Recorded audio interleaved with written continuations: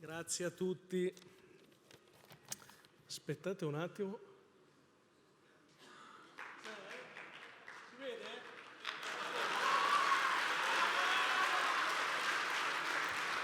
Forse non sapevano chi nominavano quando hanno nominato me. Posso dire che sì, magari no, perché sapete, fanno le cose, no? All'inizio dicono mettiamo le etichette, no? Chiaramente Salvini lo sapeva bene chi nominava. Io non so se tutti fossero a conoscenza, no? Se ne sono accorti dopo 2 giorni, se non sbaglio. È stato subito una cosa simpatica vedere come la famiglia evidentemente è un argomento spinoso. Evidentemente per tanti anni è stata una cosa, che andava bene così, che non se ne parlasse. Posso dire che io oggi sono soddisfatto, ma soddisfatto perché in un certo qual modo, datemi di potermi prendere questa soddisfazione, io penso di aver vinto. Io non so quanto adesso andremo avanti, Matteo dice un tot di anni, io dopo 9 mesi penso di aver già raggiunto quota 100, quindi chiederò perché è stata... Però, guardate, quando ho iniziato a parlare della questione demografica diversi anni fa, dopo aver sentito il professor Gotti Tedeschi, dopo aver letto qualche libro, era una cosa che i miei stessi collaboratori, quando stavo ancora a Bruxelles, i miei stessi collaboratori mi guardavano e dicevano: cosa stai dicendo? Cioè che il calo demografico fa calare l'economia, fa calare il PIL. Il calo demografico, sì, magari è vero, non c'è ricambio generazionale, magari è vero, può creare qualche problema, ma cosa c'entra con l'economia? Vedere che oggi 2 movimenti politici che assieme sono quasi il 40% del paese dicono chiaramente che bisogna fare, da questo palco tra l'altro, dicono chiaramente che bisogna fare di più per aiutare le famiglie, per fare in modo di contrastare il calo demografico. Ma vi dirò di più, l'ha detto anche, fra le tante cose che ha detto in questo mese, l'ha detto anche l'altro vice premier, Luigi Di Maio. Ha detto, e lo riprendo perché sapete io voglio essere preciso perché altrimenti poi uno si sbaglia: ho il dovere nei prossimi mesi di aiutare le famiglie che fanno i figli anche con strumenti come il coefficiente familiare. Bene, bene Luigi, sono contento, abbiamo vinto. Abbiamo vinto perché è esattamente quello che voglio, è esattamente quello che vogliamo qui, aiutare le famiglie ad avere dei figli e a non sentirsi più discriminate.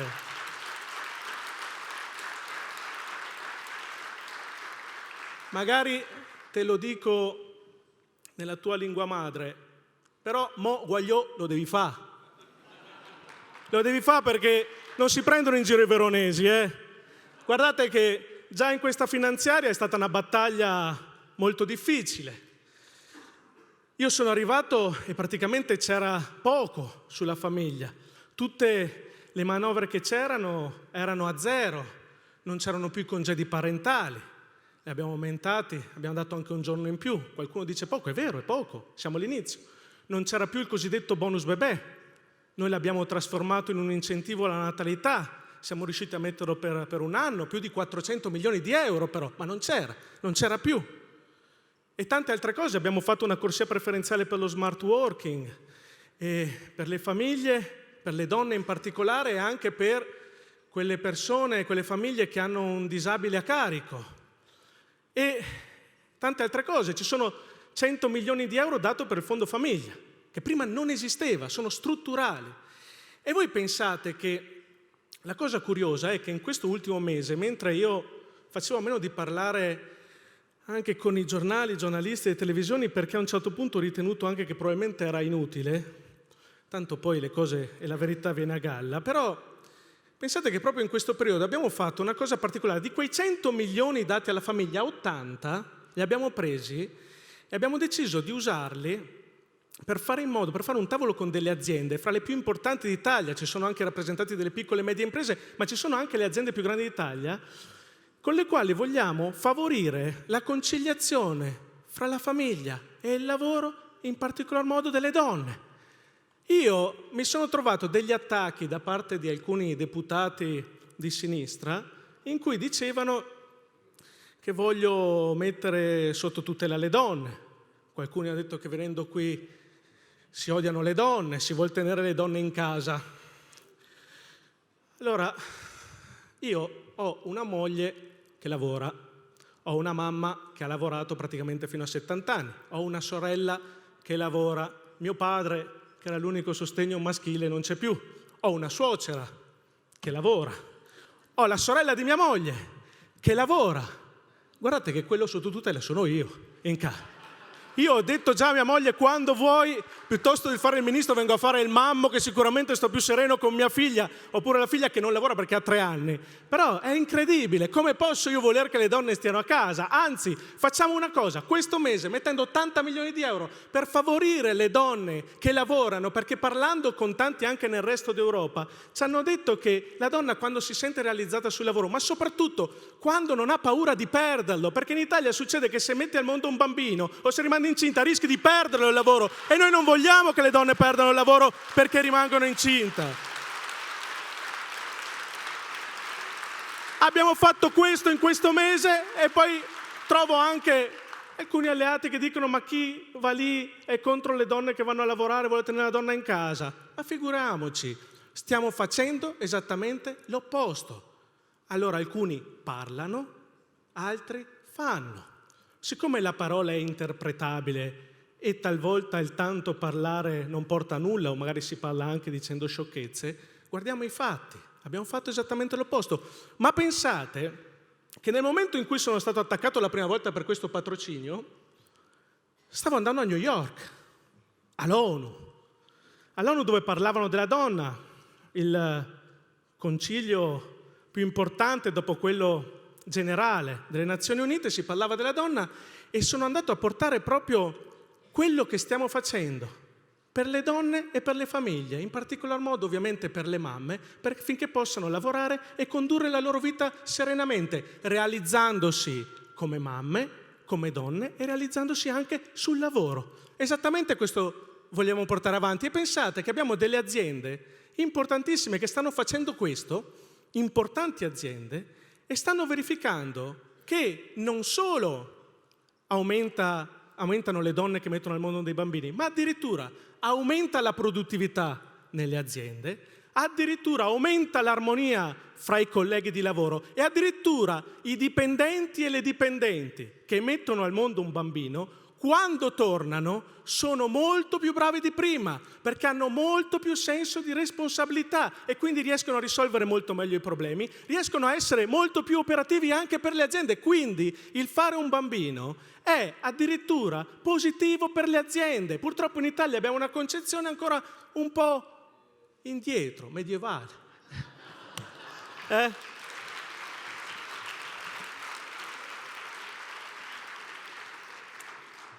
E se mi permettete, io però vorrei parlare anche dell'altra parte del mio ministero. Vi sto dicendo alcune cose che abbiamo fatto, altre cose, ma me le ha già dette Salvini, che vogliamo fare. Gli asili nido gratuiti sono una battaglia che vogliamo assolutamente fare. Vogliamo fare un assegno di maternità per fare in modo che quell'incentivo alla natalità che abbiamo fatto quest'anno possa essere prorogato per molti più anni. E poi vogliamo ovviamente cercare di fare in modo di coniugare la famiglia e il lavoro. E quindi stiamo preparando un codice della natalità in cui stiamo cercando di mettere tutte queste normative e che mi auguro vengano approvate nel più breve tempo possibile. Ma vorrei anche parlare di chi a volte non ha voce e che però in questi mesi mi hanno dato una grande soddisfazione, una soddisfazione di cui voi non avete idea, forse la parte più bella del lavoro che abbiamo fatto in questi mesi. E parlo di tutte quelle volte che sono andato a trovare le associazioni che lavorano con i ragazzi che hanno delle disabilità. Penso per esempio al Don Orione a Roma. Ci sarà anche qualcuno che parlerà in questa sala che ha un ragazzo lì, lo ringrazio per essere qui. Ed è stato sicuramente educativo. Penso all'Abeo di Verona, l'Abeo di Verona che segue i bambini malati qui all'ospedale pediatrico di Verona, come l'associazione Lollo 10 a Roma, il Down Daddy a Padova. E vedete, io in queste esperienze ho visto tante famiglie. Ci sono dei genitori, mamma e papà, che nel silenzio combattono anche in questo momento per i loro bimbi o per i loro ragazzi che hanno delle disabilità, che hanno bisogno di assistenza continua. Abbiamo fatto parecchio in questa finanziaria anche per loro. Il fondo non autosufficienza è stato aumentato di 100 milioni di euro, il fondo per le politiche sociali di 120 milioni di euro, ma non è ancora abbastanza. Ma sapete una cosa? Lì si vede il vero valore della famiglia. Ho visto nei reparti di oncologia pediatrica mamme sorridenti in fianco ai loro bambini. Ho visto in alcuni di questi centri papà e mamme che accompagnavano il loro figlio disabile, ma li ho visti sorridenti, li ho visti sereni, li ho visti accettare le difficoltà della vita in maniera eroica, con un coraggio che probabilmente io non riuscirei ad avere. Questi sono gli eroi di cui l'Italia è piena, questi sono gli eroi di cui dobbiamo andare orgogliosi, gli eroi che tutti i giorni alla mattina si svegliano e sanno che la loro giornata sarà un'altra battaglia spesso anche contro lo Stato che magari si dimentica di loro spesso e volentieri. E due cose volevo ricordare, erano anche qui con noi questa mattina, Moni e Gabriele, che hanno 3 bambini che hanno l'autismo. Oggi non sono qui con noi questo pomeriggio perché è il compleanno di Colin e Liam, che sono 2 dei loro figli. Questi genitori hanno voluto testimoniare anche qui oggi la loro presenza e il 2 di aprile sarà la giornata mondiale dell'autismo e quanti genitori, quante famiglie, quante persone stanno vivendo con questi ragazzi speciali, ma chiedono un aiuto che per fortuna in tante realtà c'è, ma in tante altre realtà è difficile. E un'ultima storia che vi voglio raccontare è quella di Lorena. Lorena è una ragazza che abbiamo incontrato a Modena, malata di SLA, che non poteva più neppure parlare, comunicava con gli occhi attraverso un computer. Siamo andati a Modena, l'abbiamo trovata, lei aveva un grandissimo desiderio, il desiderio di studiare. Siccome anch'io sto ancora studiando la mia 3ª università, allora me la sono presa proprio a cuore e siamo riusciti, attraverso anche delle persone che ci hanno aiutato, attraverso anche il Ministro dell'Istruzione, a farla iscrivere all'università. E questa ragazza mi ha scritto: egregio Ministro, sono strafelice di comunicarle che mi sono iscritta all'università. Il suo intervento è stato decisivo e fondamentale e non la ringrazierò mai abbastanza. Le porto anche i ringraziamenti di tutte le persone che mi hanno dato supporto in questo progetto, con infinita riconoscenza. Cara Lorena, sono io che ringrazio te, perché ci hai dato il senso della vita. Quanta futilità anche nelle proteste in questo giorno, quanta futilità, quanto odio, quanta soddisfazione da una persona singola, che tutti i giorni combatte, che aveva un desiderio e noi gliel'abbiamo esaudito, rendere la vita un po' migliore alle persone, rendere la sofferenza un po' più lieve alle altre persone. E questo è il compito che mi sono dato e che ci siamo dati quando abbiamo istituito questo ministero. Pian piano lo stiamo realizzando, ma ci serve l'aiuto di tutti voi, perché vedete che la battaglia purtroppo è anche ideologica. E allora non serve più la ragione, purtroppo, quando c'è l'ideologia. Serve impegnarsi quotidianamente. Senza bambini non c'è futuro. Io ho avuto questo fine settimana un rammarico, devo dire la verità. Aver visto che mi hanno dovuto raddoppiare la scorta nella mia città è comunque una cosa che fa soffrire, ma soprattutto mi fa soffrire perché questi 9 mesi, voi avete visto ogni tanto la mia faccia, ma purtroppo dietro a me e attorno a me ci sono tante persone che hanno sofferto. E quindi ringrazio mia moglie che è qui con me, che ha sofferto perché magari sul posto di lavoro qualcuno l'ha trattata male. Ringrazio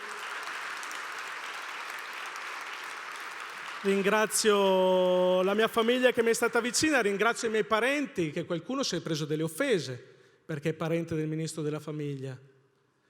Ringrazio la mia bambina che a 3 anni è stata discriminata in un asilo perché è la figlia del ministro Fontana.